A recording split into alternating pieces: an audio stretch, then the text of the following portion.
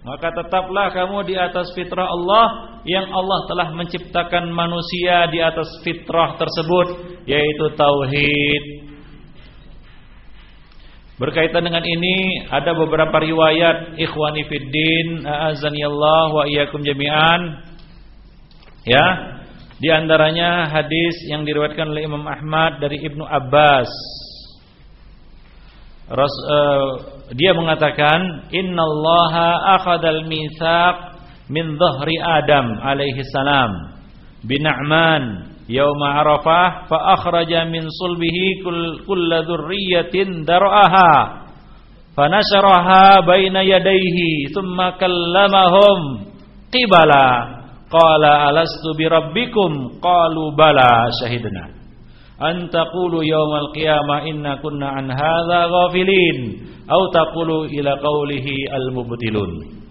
Sesungguhnya Allah telah mengambil perjanjian dari tulang punggung Adam di Na'man pada hari Arafah. Kemudian Allah mengeluarkan dari sulbinya, yaitu dari sulbi Adam, seluruh anak keturunannya yang diciptakannya, dan meletakkan di kedua tangannya, lalu mengajak mereka berbicara satu persatu. Allah berkata, alastu bi rabbikum, bukankah aku adalah Rabb kamu? Mereka menjawab benar. Ini satu hadis yang menceritakan hal tersebut. Hadis yang berikutnya yaitu hadis Umar bin Al-Khattab radhiyallahu taala anhu, yaitu dia mengatakan, aku mendengar Rasulullah ditanya tentang ayat ini, yaitu surat Al-A'raf ayat 172 dan 173.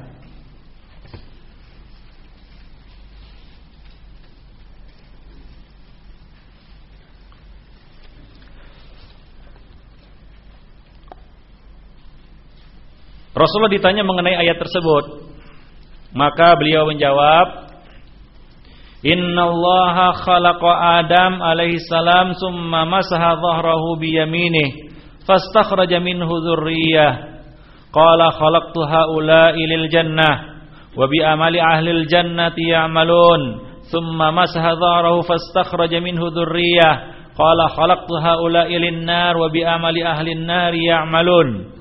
Faqala rajulun ya Rasulullah fafima al-amal? Qala Rasulullah idza khalaqallahu al-'abda lil jannah ista'malahu bi a'mali ahli al-jannah hatta yamutu ala amali ahli min a'mali ahli al-jannah fayudkhilahu bihi al-jannah. Wa idza khalaqal 'abda lin-nar ista'malahu bi a'mali ahli an-nar hatta yamut ala amali min a'mali ahli an-nar fayudkhilahu bihi an-nar. Artinya itu di halaman 3 dapat dibaca atau dilihat di makalahnya. Sesungguhnya Allah menciptakan Adam lalu mengusap punggungnya dengan tangan kanannya, maka keluarlah darinya keturunan-keturunan Adam. Allah berfirman, aku telah ciptakan mereka untuk menjadi penduduk sorga, dan mereka akan mengerjakan amalan ahli sorga. Lalu Allah mengusap lagi punggung Adam dan mengeluarkan darinya keturunannya yang lain. Dan Allah berfirman, aku menciptakan mereka untuk menjadi penghuni neraka, dan mereka akan beramal dengan amalan penduduk neraka. Kemudian seorang laki-laki bertanya, ya Rasulullah, lalu apa gunanya amal? Beliau menjawab, sesungguhnya Allah apabila menciptakan seorang hamba sebagai penduduk sorga, maka Allah menjadikannya beramal dengan amalan penduduk sorga sampai ia meninggal dunia di atas amalan penduduk sorga tersebut, dan dengannya ia dimasukkan ke dalam sorga. Dan apabila Allah menciptakan seorang hamba sebagai penduduk atau penghuni neraka, maka dia akan menjadikannya beramal dengan amalan penduduk neraka sampai ia meninggal dunia di atas amalan penduduk neraka, dan dengannya ia akan dimasukkan ke dalam neraka tersebut. Nah, demikian ikhwani fiddin, azani Allah wa iyyakum jami'an. Jadi hadis-hadis ini menceritakan kepada kita bahwa Allah Subhanahu wa taala telah mengeluarkan anak keturunan Adam dari tulang punggung mereka dan mempersaksikan mereka di atas persaksian tauhid, dan Allah telah membagi mereka ada ashabul yamin dan ada ashabus shimal. Ada golongan kanan dan ada golongan kiri. Ada yang diciptakan sebagai penduduk surga dan ada yang diciptakan untuk menghuni neraka. Lalu pertanyaannya terpulang kepada kita masing-masing. Tanya, tepuk dada, tanya selera. Kira-kira waktu itu aku di mana? Jawabannya ada pada kita masing-masing. Dan Rasulullah ketika ditanya, kalau begitu untuk apa lagi amal ya Rasulullah, kalau semuanya sudah ditetapkan? Nabi mengatakan, seseorang itu kalau dia penduduk surga, maka Allah Subhanahu wa taala akan beri dia taufik untuk beramal dengan amalan penduduk surga.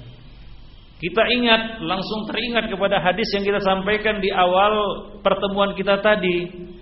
Apa itu? May yuridillahu bihi khairan yufaqqihhu fid din. Barang siapa yang Allah kehendaki baik, maka Allah beri dia taufik untuk memahami agama.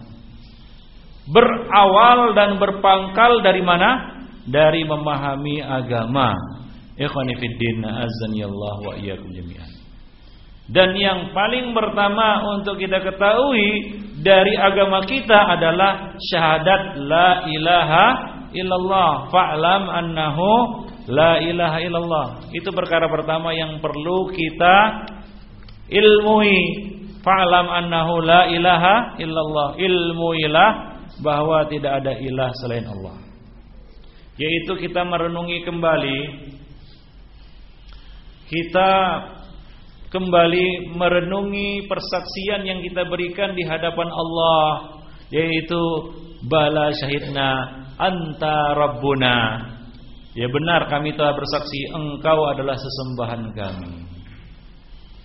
Maka dari itu, materi yang berikutnya atau judul yang berikutnya adalah satu pertanyaan yang ditujukan kepada kita semua.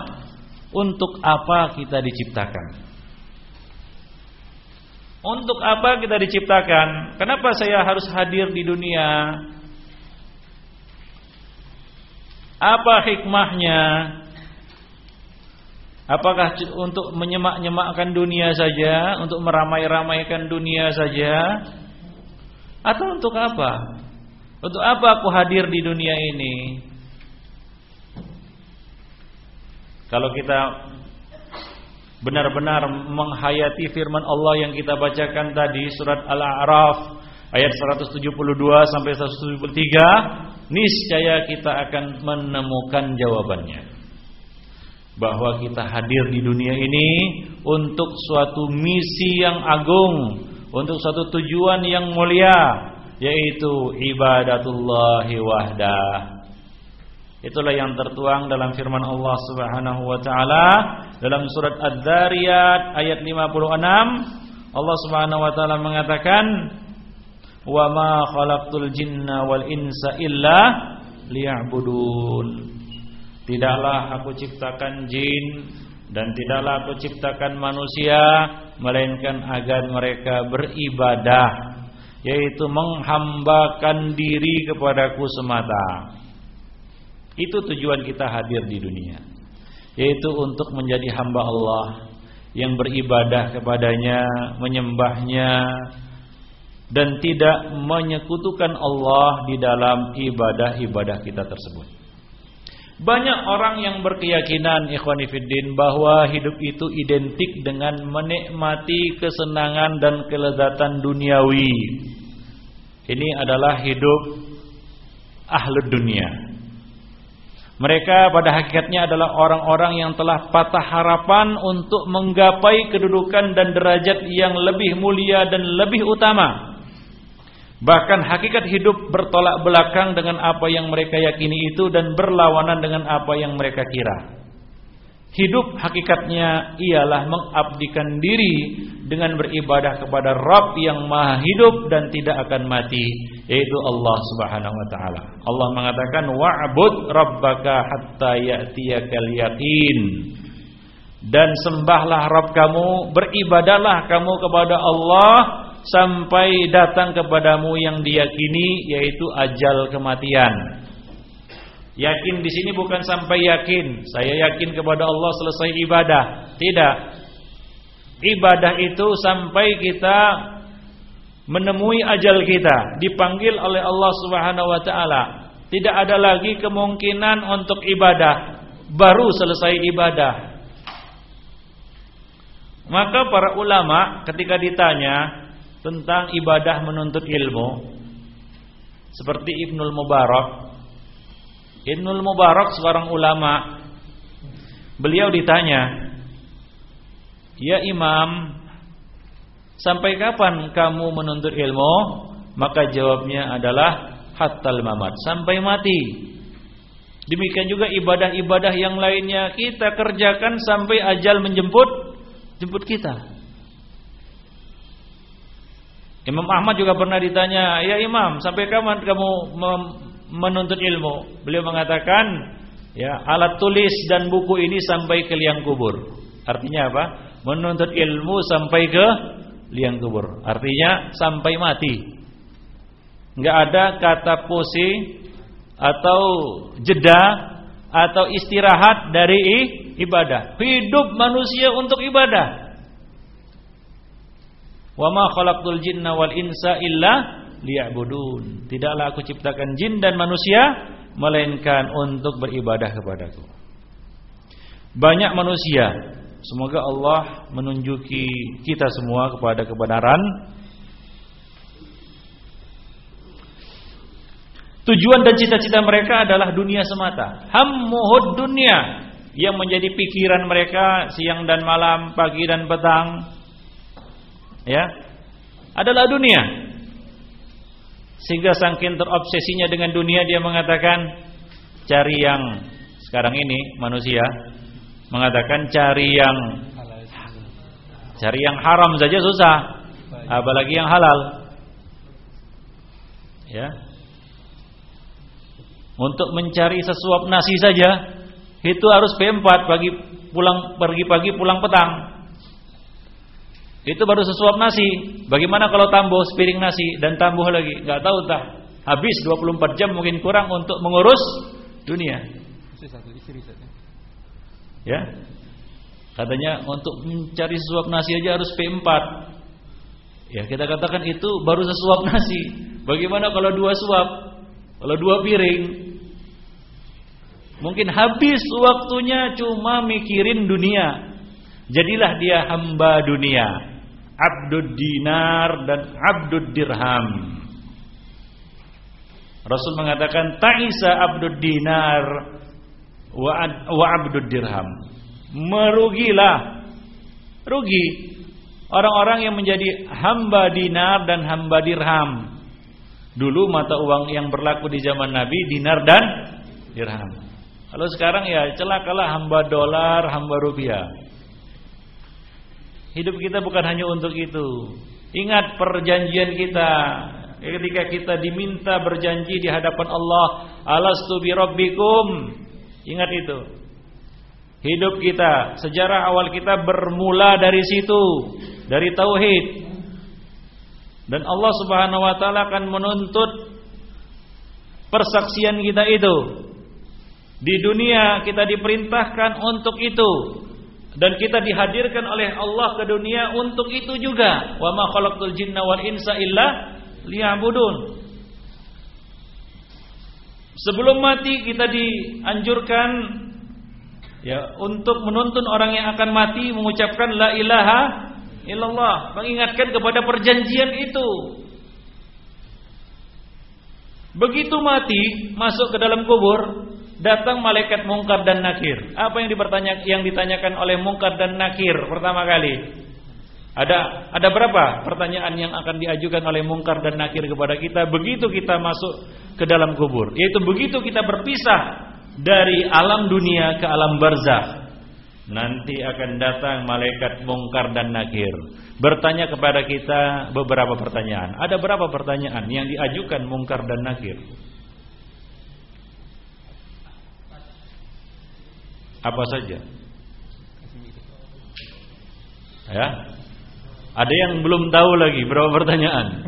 Ya, apa namanya istilahnya? Ya, orang yang nggak tahu, ya, bentuk pertanyaan, bagaimana dia bisa menjawab pertanyaan itu? Soalnya saja dia nggak tahu bagaimana menjawabnya. Berarti banyak di antara kita yang belum siap mati sebenarnya. Iya, bagaimana? Begitu masuk kita nggak tahu apa yang ditanya. Apa nggak asal-asalan saja jawabnya? Ya nggak bisa dihafal mati di sini, nanti di sana bisa menjawabnya. Karena kondisinya sudah berbeda. Nggak ada hukum dunia di sana, nggak ada hukum gravitasi, nggak ada perputaran waktu 24 jam, jauh berbeda. Jadi nggak bisa kita bayangkan itu gampang itu. Menjelang mati hafal saja pertanyaan itu, tanyakan kepada yang tahu, lalu kita hafal mati saja. Nggak bisa, bukan seperti itu. Ya, kalau punya gambaran seperti itu keliru. Karena yang menjawab bukan hanya lisan, mulai dari ujung rambut sampai ujung kaki itu semua memberi persaksian. Menjawab dia. Kalau lisan berbohong, maka tangan akan mengatakan lisan itu bohong. Tidak seperti itu. Jadi pertanyaannya ada 4 yang akan diajukan oleh Mungkar dan Nakir kepada kita. 4 pertanyaan alam kubur. Begitu masuk ke dalam kubur, ya, kita dihadapkan 4 pertanyaan. Yang pertama, begitu masuk, Mungkar dan Nakir tanya, "Man rabbuka?" Itu yang ditanya. Man rabbuka. Kenapa ditanya man rabbuka? Apa artinya man rabbuka? Semua kita tahu, yaitu apa sesembahan kamu. Yaitu Allah Subhanahu wa taala menguji kita melalui malaikat Mungkar dan Nakir, apakah orang ini masih ingat persaksiannya waktu dia berada di dalam tulang sulbi Adam. Karena dari situ dia berawal. Dari situ dia bermula. Maka pertanyaannya begitu masuk ke dalam kubur, pindah alam. Ya, pindah alam dari alam dunia ke alam barzah. Ya, langsung ditanya. Ini pertanggungjawaban hidup itu. Ya, pertanggungjawaban hidup. Man rabbuka? Siapa Rabb kamu? Artinya apa? Siapa sesembahan kamu? Apakah kamu masih ingat dulu? Alastu birabbikum. Masih ingatkah kamu? Alastu birabbikum. Kita semua menjawab bala syahidna. Kalau dia lupa berbuat syirik di dunia, tidak menyembah Allah Subhanahu wa taala, apa mungkin dia bisa jawab itu? Dia tidak akan bisa jawab itu. Walaupun dia tahu jawabannya secara lisan di dunia. Nanti kalau ditanya man rabbuka, rabbunallah, gitu. Allah. Enggak bisa dihafal mati di sini, nanti enak menjawabnya di kubur, enggak bisa. Kalau memang diri kita, jiwa raga kita tidak menjadi hamba bagi Allah Subhanahu wa taala selama di dunia. Orang yang enggak ngerti apa itu tauhid dan selalu jatuh dalam syirik, apakah bisa dia jawab itu? Enggak bisa. Siap-siaplah kalau enggak bisa jawab, kata Nabi di dalam hadisnya, maka malaikat Mungkar dan Nakir itu akan memukulkan palu besi di antara kedua wajahnya. Dan dia akan terbenam sampai ke dasar bumi yang 7. Dan dia akan menjerit histeris. Kalaulah bukan karena kalian saling menguburkan satu sama lainnya, ini saya sudah diperdengarkan kepada kalian. Dan jeritan itu didengar oleh semua makhluk kecuali jin dan manusia. Kalau bukan karena kita menguburkan mayat-mayat, ini saya sudah diperdengarkan itu bagaimana, ya, mengenaskannya. Jeritan orang-orang yang enggak bisa jawab dipukul sama malaikat Mungkar dan Nakir. Ini berita Nabi. Nabi kan enggak mungkin bohong. Wa may yantiqu anil hawa in huwa illa wahyu yuha. Dan hadisnya sahih riwayat Bukhari dan Muslim tentang 4 pertanyaan alam kubur itu. Tahu jawaban orang munafik? Orang munafik menjawab, Aku dengar orang-orang mengatakan ini, aku juga ikut-ikutan lah. Enggak bisa diterima jawabannya. Dia mengatakan la adri. Sami'tun nas yaqulu dzalika faqultu. Dalam riwayat itu ya. Aku enggak tahu lah. Aku dengar orang-orang berbicara seperti itu atau berkata seperti itu, aku juga ikut-ikutan lah. Ya. Maka apa kata para malaikat? Apa kata malaikat Munkar dan Nakir? Ma daroita wala talauta. Dalam riwayat lain wala talaita. Dalam riwayat lain wala darosta. Apakah kamu enggak tahu? Apakah kamu enggak pernah belajar? Apakah kamu tidak pernah baca? Itu kata malaikat Munkar dan Nakir. Apa kamu enggak pernah baca? Apa itu tauhid, apa itu syirik? Apa artinya tauhid, persaksian yang telah kamu buat dulu di hadapan Allah Subhanahu wa taala? Kamu enggak pernah tahu, enggak pernah baca. Nah, ini yang bakal dihadapi oleh seseorang begitu dia mati. Yang ngerinya ikhwan fillah, kita enggak tahu kapan mati. Ya, mudah-mudahan Allah kasih kesempatan kita dapat mengetahui lebih jauh tentang tauhid dan syirik ini sebelum kita mati. Agar kita punya hujah di hadapan malaikat Munkar dan Nakir. Ya, malaikat Munkar dan Nakir saya sudah baca tapi belum sempat tamat udah keburu mati. Mungkin masih mending daripada ya apa mau dijawab memang enggak pernah belajar. Nah, di sana enggak bisa bohong. Oh, udah. Nah, maka semua akan mengatakan bohong, enggak pernah. Nah, demikian ikhwan fillah azanillah wa iyyakum jami'an. Nah, ini harus kita benar-benar pikirkan ikhwan fillah. Ini hidup kita. Ini nasib kita. Kita berbicara tentang nasib kita. Enggak ada yang lebih penting kecuali membicarakan tentang nasib kita. Ikhwan fillah azanillah. Kita semua, termasuk saya yang berbicara di sini. Ya. Nah, kita semua harus ambil peduli tentang perkara ini. Wala tamutunna illa wa antum muslimun. Nah, untuk materi yang pertama ini kita cukupkan sampai di sini. Untuk selanjutnya kita akan supaya tidak mengantuk, kita tanya jawab dulu ya. Supaya ada ada ya timbal baliknya.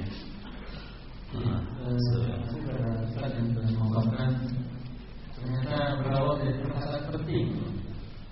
Tinggal sekarang kita bisa mengenai sesuatu yang penting atau tidak. Maka penting juga kita bertanya hal yang tentang yang penting ini. Jadi kepada mungkin yang mau bertanya, saya persilakan seluruh bertanya menyebutkan nama, kemudian dari mana teman-teman dia langsung saja tunjuk tangan. Ya, silakan.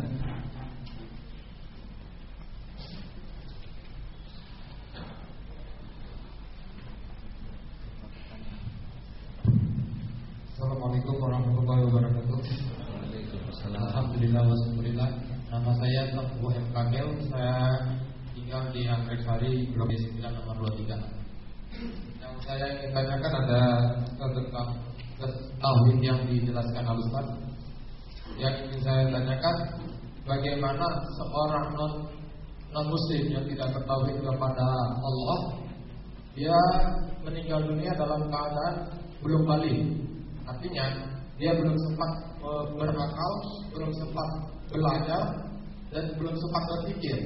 Katakan dia baru berusia 3 bulan, 5 bulan, tapi dia dilahirkan oleh keluarga non muslim, oleh keluarga yang tidak mengenal Allah Subhanahu wa taala. Itu yang pertama. Yang kedua, yang satu dulu lagi sama yang lain, Pak. Atau boleh saya rangkum dari satu pertanyaan tapi 3 maksud gitu. Oh, gitu. Yang selanjutnya pertanyaan saya masih tetap satu juga. Bagaimana orang yang meninggal dunia, dia dilahirkan dalam keadaan Islam, tapi tidak mengenal Allah.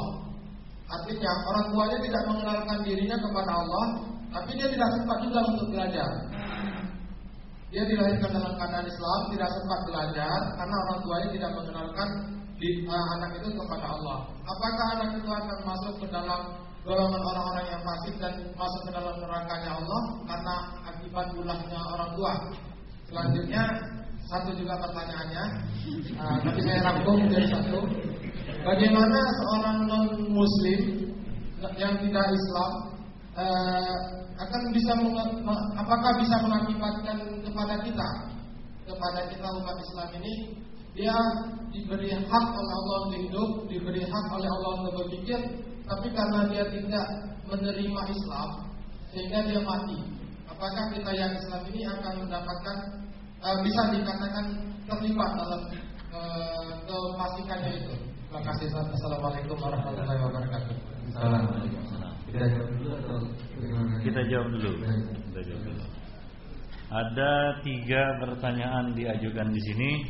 Yang pertama berkenaan dengan seorang anak non-muslim yang meninggal sebelum balik.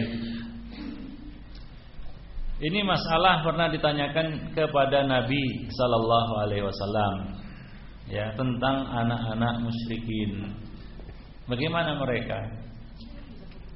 Maka Nabi menjawab, Allahu a'lamu bima kanu 'amilin. Allah Maha tahu apa yang akan mereka lakukan jika mereka dewasa. Jika mereka balik, kita kan nggak tahu, karena kita nggak tahu pena takdir. Yang ciptakan anak itu Allah Subhanahu wa taala. Maka Rasulullah sallallahu alaihi wasallam menjawabnya, Allahu a'lam bima kanu 'amilin. Nah, di sini ada beberapa pendapat para ulama. Namun kita pilih saja pendapat yang rajih, bahwa ilmunya diserahkan kepada Allah.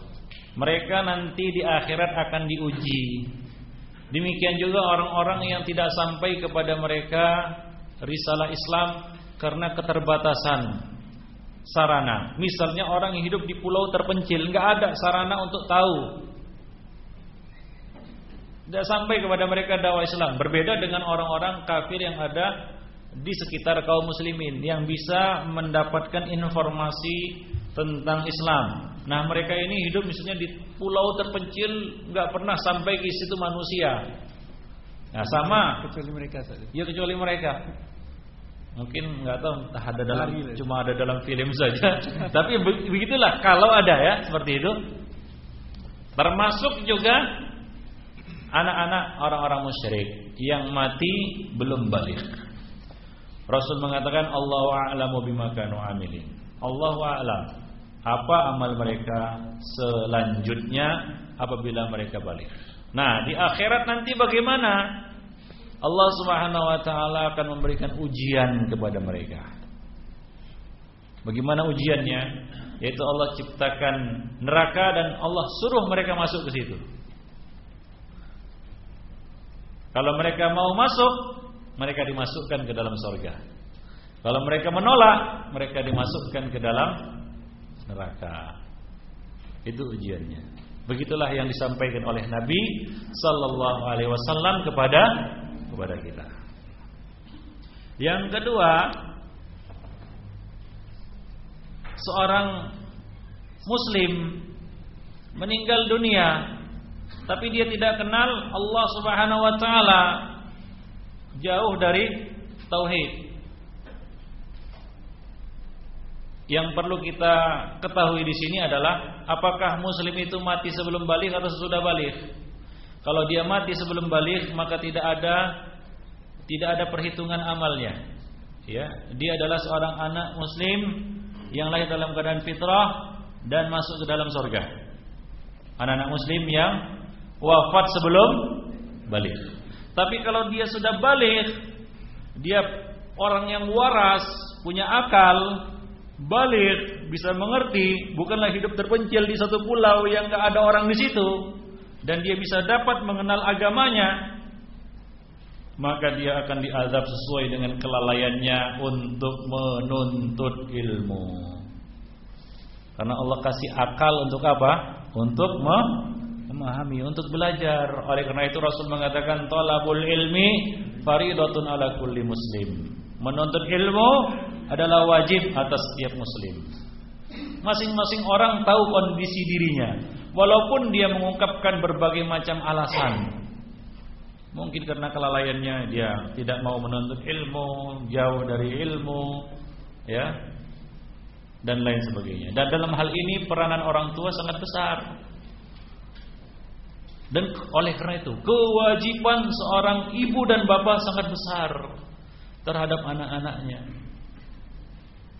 Ya, jangan kita biarkan anak kita tidak mengenal Rabb. Ya, mengenalkan anak-anak kepada Rabb, kepada Allah adalah kewajiban seorang ibu dan bapak kepada anaknya. Ya, nah demikian ikhwan fillah. Kalau di sini ada unsur kelalaian dari orang tuanya, maka orang tuanya mendapatkan azab, dosa atas kelalaian tersebut. Ya, nah demikian ikhwan fillah, a'azzanillahu wa iyyakum jami'an. Jadi di sini Allah katakan enggak ada alasan tidak tahu bagi orang yang sudah diberi akal, dia sudah baligh dan mukallaf. Yang ketiga, non muslim. Apakah bisa karena kesesatannya itu, kekafirannya itu menjadikan ya kita katakan kita bertanggung jawab atau kita mendapatkan dampaknya karena kekafirannya dan dia mati di atas kekafiran itu? Jawabnya bisa jika kita melalaikan dakwah. Tapi kalau kita sudah mendakwahkan Islam kepadanya, atau dia sudah mendengar seruan Islam tapi dia tetap tidak mau menerimanya, maka tidak ada kewajiban atas kita. Innama 'alaikal balagh wa 'alainal hisab. Kewajiban kamu cuma menyampaikan risalah Islam. Adapun urusan hisabnya di akhirat itu urusan Allah Subhanahu wa taala.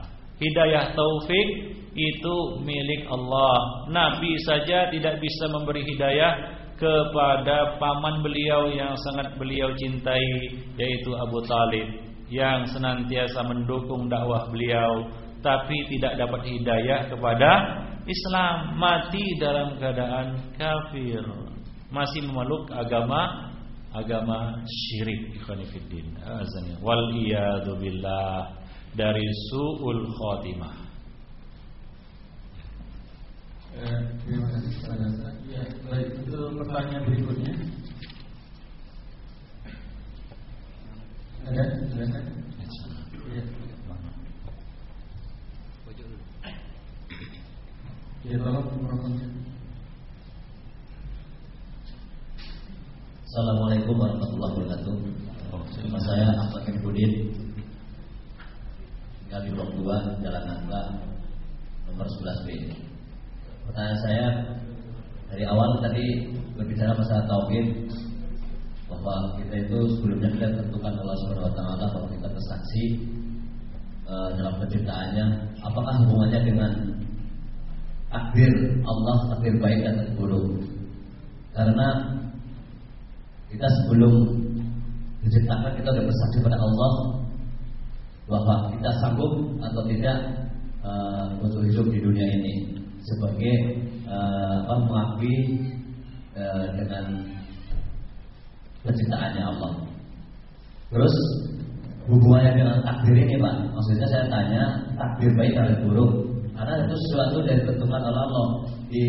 Di sana itu dia bahwa hidupnya kita, matinya kita, baiknya kita, buruknya kita, apa usaha kita untuk merubah takdir tadi itu. Terima kasih. Assalamualaikum warahmatullahi wabarakatuh. Ya, ini pertanyaan bagus juga. Ya, ikhwani fiddin, berbicara tentang takdir, kita harus menyadari, ya, kita harus melihat diri kita. Lihat diri kita. Saya makhluk, bukan khalik. Saya cuma makhluk, bukan pencipta.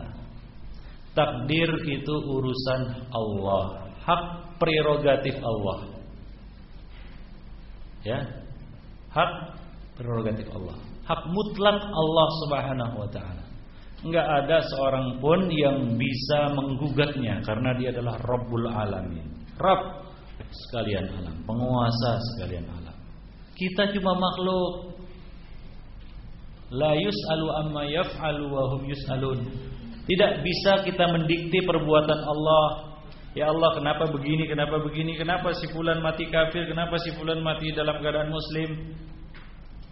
Kalau kita tanyakan kenapa atas perbuatan Allah, lebih bagus kita saja jadi Tuhannya. Apa begitu? Tidak. Coba lihat kita cuma makhluk. Tidak akan kuasa mengorek tentang takdir Allah Subhanahu wa taala. Ini yang harus kita pahami. Kita cuma makhluk.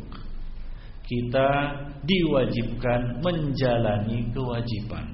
Maka tidak ada kata-kata merubah takdir, karena tidak ada yang bisa merubah takdir. Apakah manusia bisa merubah takdir? Enggak tepat ungkapannya kalau dikatakan dia merubah takdir.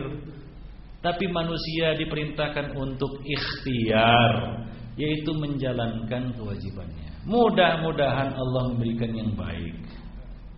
Itu dia. Jadi kita sadari kedudukan kita sebagai manusia. Kita cuma manusia. Yang menentukan Allah Subhanahu wa ta'ala. Takdir hak Allah. Enggak boleh kita usik-usik dengan menanyakan kenapa. Ya Allah, kenapa? Nanti ujung-ujungnya kita bisa mempersoalkan Allah.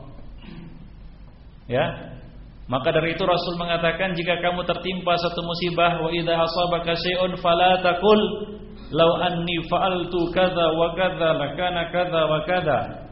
Kalau kamu tertimpa satu musibah, maka jangan kamu katakan, kalau seandainya tadi aku lakukan begini, hasilnya enggak akan begini. Karena lau seandainya dalam bentuk mempersoalkan takdir Allah, itu dapat membuka pintu syaitan. Masuk syaitan ke dalam pikiran kita dari situ. Akhirnya kita menggugat takdir Allah, tidak ridho, ya. Atau sebagian orang mengatakan Allah tidak adil, atau dia protes ketika mendapatkan ujian dari Allah. Protesnya bagaimana? Dia protes nggak mau sholat lagi. Nah, sekarang ini orang menggugat takdir itu macam-macam. Ada yang lewat ucapannya, biasanya kaum wanita, Allah enggak adil dan lain sebagainya ketika dia dapat musibah. Ada yang protes, tidak teriak-teriak, tapi dia ungkapkan itu dalam bentuk apa? Perbuatan. Nah, mulailah dia protes, berulahlah dia, kan begitu ya. Wah, aku selama ini sholat ternyata cuma dapat begininya. Kalau kita enggak sholat lagi lah, dia protes. Dia gugat keputusan Allah Subhanahu wa ta'ala. Dia tidak sadar, dia itu cuma manusia, enggak punya kuasa apa-apa. Pena takdir bukan di tangan kita. Allah yang menulisnya dan tidak akan merubah sampai hari kiamat. Yang pertama kali Allah ciptakan pena, Allah suruh tulis. Apa yang akan ditulis ya Allah, kata pena itu, yaitu semua yang akan terjadi sampai hari kiamat. Jadi kita tidak boleh mengusik-usik masalah takdir. Oleh karena itu dikatakan oleh para ulama, ya, takdir adalah sirrun min asrarillah.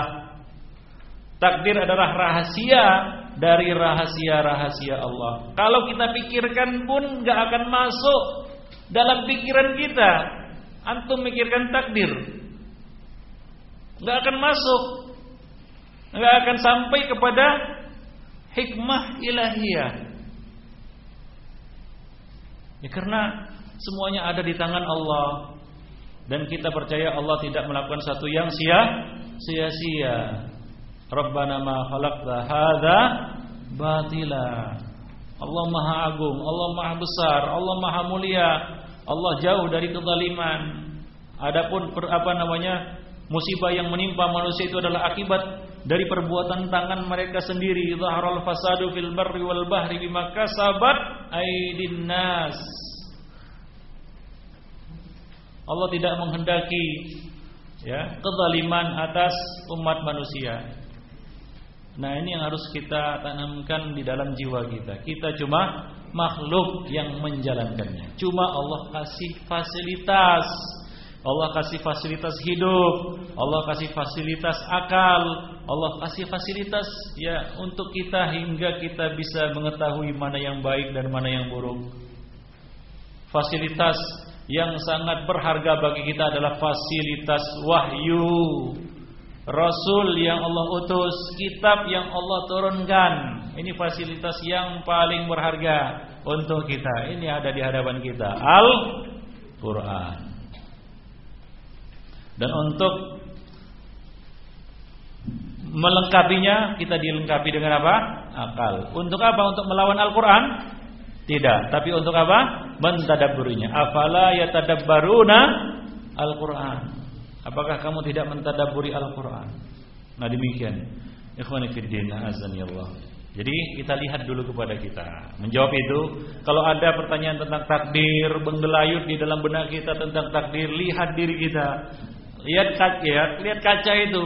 Ya berkaca kita. Ya kita cuma manusia, lemah. Tak punya kuasa apa-apa. Ya, jangan kita menggugat takdir Allah Subhanahu wa taala. Kalau segala sesuatu harus sesuai dengan apa yang kita pandang baik atau menurut keinginan kita, ya jadi Tuhan sajalah. Tapi kita bukan Tuhan. Nah, makanya suruh berkaca.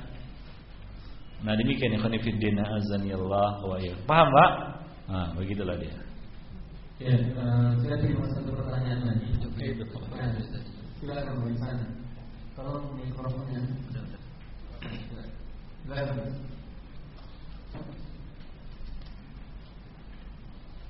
Terima kasih. Assalamualaikum warahmatullahi wabarakatuh. Waalaikumsalam. Langsung saja tadi telah diterangkan Tolong sebutkan namanya. Ya, Muhammad Rabiul Awal dari dapur 12. Dalam Quran surat Al-A'raf tadi 172 dan 173, Allah telah menunjukkan penduduk surga dan neraka. Iya.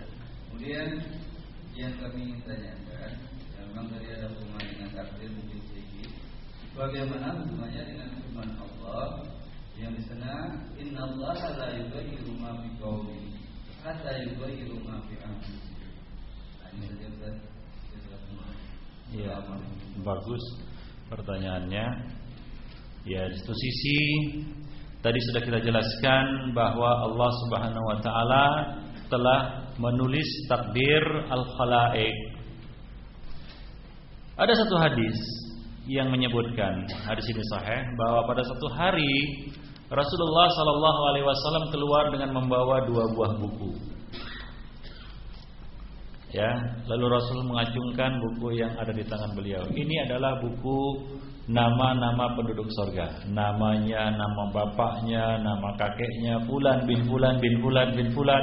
Enggak akan meleset, ya, enggak akan salah alamat satu orang pun dari yang sudah tertulis dalam buku ini. Kemudian begitu juga beliau sallallahu alaihi wasallam mengacungkan buku yang ada di tangan kiri, lalu mengatakan ini adalah buku penduduk neraka. Di dalamnya sudah tertulis nama fulan bin fulan bin fulan, namanya, nama bapaknya, nama kakeknya, nama buyutnya. Tidak ada satu orang pun yang terluput dari apa yang sudah tertulis di buku tersebut. Saya tanya dulu, itu buku benar-benar ada atau tidak? Kalau benar-benar ada, itu buku sangat berharga. Kita ingin kopekannya, tahu kita di mana kita itu ya. Itu cuma simbolis. Artinya itu sebagai lambang saja. Artinya semua sudah tertulis. Tidak ada yang luput. Ya, nggak ada yang belum terdaftar. Di sini maupun di sini, semuanya sudah terdaftar. Kalau begitu, ya, pertanyaan yang pasti akan muncul dari kita, kalau begitu untuk apa lagi? Untuk apa lagi kita beramal? Kan begitu. Sahabat yang mendengar sabda Nabi ini mendadak sontak bertanya kepada Nabi, "Ya Rasulullah, fa fimal amal?" Kalau begitu untuk apa lagi kita beramal? Sudah kita tawakal sajalah. Ya, kalau kebetulan di sini ya alhamdulillah, kalau kebetulan sini ya innalillah. Apa begitu? Ini namanya orang berjudi. Ya, dia gambling dia. Ya, gimana? Untung-untungan sajalah. Iya, hidup bukan untung-untungan. Maka dari itu Allah menetapkan, ya, antum, kamu wahai manusia harus berikhtiar. Apa jawaban Nabi? I'malu. Ya, ketika ditanya kalau begitu untuk apa lagi beramal ya Rasulullah? Untuk apa lagi payah-payah mulai dari nuntut ilmu kemudian beramal istiqomah berat kali. Nabi mengatakan i'malu, beramallah kamu. Fakullun muyassarun lima khuliqalahu. Karena setiap orang akan dimudahkan kepada takdir yang telah ditetapkan untuknya. I'malu, Innallaha la yughayyiru ma biqaumin hatta yughayyiru ma bi anfusihim. Sungguhnya Allah tidak akan merubah satu kaum hingga mereka merubah diri mereka sendiri. Perubahan, ya. Pilihan ada di tangan kita. Barang siapa yang berharap ya, dia ada di buku yang kanan, maka silahkan dia melakukan usaha taghyir, robah diri, usahakan, ya, masukkan, lakukan usaha agar kita termasuk dalam golongan yang kanan ini, buku yang di kanan ini. Itu dia maksudnya. Jadi nggak ada pertentangan. Hayat itu justru menekankan kepada kita untuk ikhtiar. Tawakal saja nggak cukup. Bahkan orang yang tawakal tanpa ikhtiar, dia belum bertawakal. Itu tawakal orang jahil. Ya, dia datang satu tempat, ke mall misalnya, dia parkirkan saja sepeda motornya di sebarang tempat, tidak dikunci, kuncinya digantung lagi di situ. Ya, kalau ditakdirkan nggak hilang katanya. Ya nggak bisa. Lalu dia beralasan dengan tawakal. Kalau Allah Subhanahu wa taala menentukan motor ini dicuri, ya dicuri, kalau enggak ya enggak katanya. Orang seperti ini apa cocoknya kita bilang? Ini mungkin orang idiot, kan begitu? Orang idiot. Ya jelas hilang motornya, apalagi kuncinya ditaruhnya di situ, enggak ditaruh saja bisa hilang. Nah, jadi dia harus ikhtiar. Ya, tidak akan terjadi perubahan pada dirinya kecuali dimulai dari dirinya dulu. Dia mulai. Allah beri alat, akal, Allah beri kemampuan bagi seseorang untuk melakukan perubahan. Ya, mulai dari misalnya menuntut ilmu, ini awal mungkin. Yang merubah mungkin nasib hidup antum enggak tahu. Berawal dari satu yang sederhana. Jadi harus melakukan usaha. Nah, demikian ikhwani fiddin azani Allah wa iyyakum jami'an. Maka dari itu tadi kita katakan kita tidak berhak mempersoalkan takdir Allah karena kita cuma manusia. Kita cuma melaksanakan kewajiban.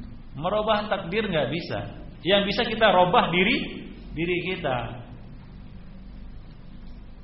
Nah, demikian ikhwani fiddin rahimani wa rahimakumullah jami'an. Baik. Baik, kita sudahi dulu pertanyaan sampai di sini dan kita akhiri materi pertama ini. Dan kita ucapkan terima kasih kepada Ustaz Abu Ihsan Al-Ansari. Allah ya Rabbi billahi hasanati ya Allah. Amin. Baik, acara selanjutnya kita serahkan kepada Andi untuk menuju acara